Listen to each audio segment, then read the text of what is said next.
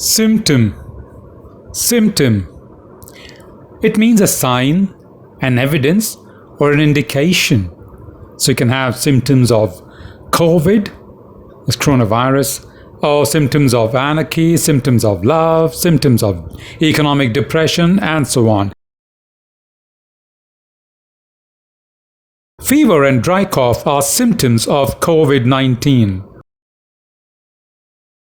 Shortages of goods and increased crimes are symptoms of anarchy. Thinking about your girlfriend or boyfriend is a symptom of love.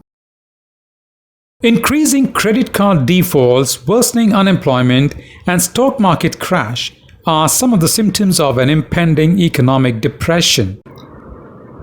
Can you tell me some symptoms that you know of, other than diseases, that is?